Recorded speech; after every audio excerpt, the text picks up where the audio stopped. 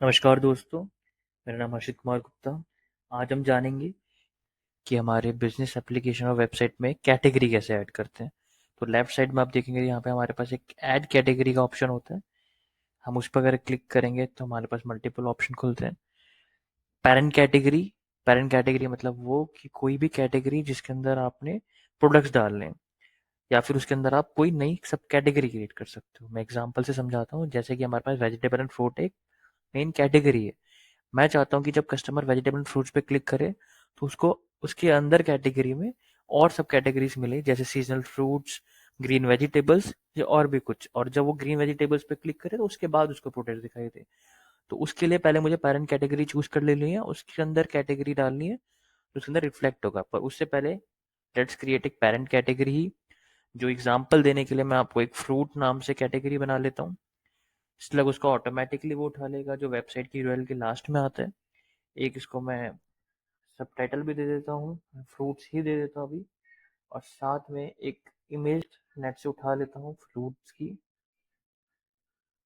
जो हम वेबसाइट पे शोकेस करेंगे। इमेजेस सेक्शन पे जाकर मैं एक ऐसी इमेज उठाता हूँ जो ट्रांसपेरेंट हो, ताकि वो क्रिस्प लगे, सुंदर लगे वेबसाइट पे। उस पर ये इमेज बहुत अच्छी लग रही, तो इसको मैं ले लेता हूँ। और आप देखेंगे ये जो कैटेगरी, ये जो मैं इमेज ऐड कर रहा हूँ उसका जो एक्सटेंशन है वो पीएनजी है।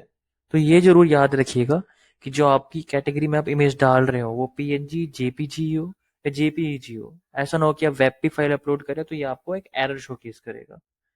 तो अभी जो हमने कैटेगरी बनाई है मैं उसको सेव कर लेता हूँ। आप देखेंगे हमारे डैशबोर्ड पे कि आपका एक कैटेगरी क्रिएट हो गई है फ्रूट्स नाम से, जिसमें एक इमेज डली हुई है। अब मैं इसकी कॉरस्पॉन्डिंग एक बार वेबसाइट को जाके आपको दिखाता हूँ। मैं एक बार वेबसाइट को रिफ्रेश कर लेता हूँ आपके लिए। आपको भी अपनी वेबसाइट पे जाना है। ये एक टेम्परेरी यूआरएल है, इसलिए आपको कुछ इस तरीके से दिख रहा है। जिस नाम से आपका स्टोर होगा, जिस नाम से आपको वेबसाइट मिली गई है, वहां पे जाके आपको देखना है। अब कैटेगरीज में जाएंगे तो ये आप देख सकते हैं फ्रूट्स नाम से कैटेगरी ऐड हो रखी है। इवन आप नीचे भी देखोगे जहाँ पे आपको सारी कैटेगरीज दिखाई देती है, तो यहाँ पे आपको फ्रूट्स नाम से कैटेगरी रिफ्लेक्ट कर गई है। और देखिए कितनी सुंदर आइकन के साथ यहाँ पे आपको रिफ्लेक्ट कर रहा है। सिमिलरली अगर आप एप्लीकेशन भी खोलते हैं तो आपको वहाँ पे भी इस तरीके की कैटेगरी दिखाई देती है। अगर एक बार दोबारा हम कैटेगरी सेक्शन पे जाते हैं तो यहाँ से मैनेज कैटेगरी में आपको दिख रहा है कैटेगरी फ्रूट्स का ऑप्शन। इसमें हमारे पास एक पेंसिल बटन है जिसके थ्रू हम इसको एडिट कर सकते हैं कि अगर मुझे फ्रूट्स का नाम डाल के कुछ और यहाँ पे ऐड करना है, फ्रूट्स एंड सैलेड्स, तो वो भी मैं अपने एंड से कर सकता हूँ। इमेज चेंज करनी है मैं वो भी कर सकता हूँ। साथ में अगर मुझे इस कैटेगरी को कुछ टाइम के लिए डीएक्टिवेट करना है, मैं नहीं चाहता कि इस कैटेगरी को भी डिलीट करना, तो मैं उसको डीएक्टिवेट भी कर सकता हूँ। और मैं डीएक्टिवेट करके सेव करूंगा तो कैटेगरी मेरी वेबसाइट में रिफ्लेक्ट नहीं करेगी।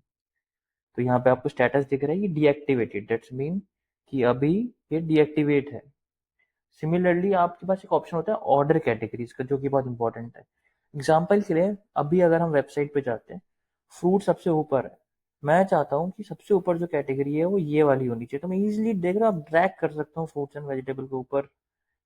उसके बाद मैं ये कैटेगरी चाहता हूँ तो ऑटोमेटिकली वेबसाइट पे अगर आप जाओगे और उसको रिफ्रेश करोगे, यू विल सी जो आपने कैटेगरी जिस ऑर्डर से अलाइन करी है उस पर्टिकुलर ऑर्डर पे आपकी कैटेगरी भी वेबसाइट एंड एप्लीकेशन में अलाइन हो चुकी है। सी, आपने वेजिटेबल फ्रूट्स डाला था, आटा डालना नहीं डाला, तो उसके अकॉर्डिंग आपकी पूरी की पूरी कैटेगरी सेट हो गई है। तो you can arrange according to your need कि आपको कौन सी कैटेगरी को सबसे ऊपर रिफ्लेक्ट करना है। शुक्रिया।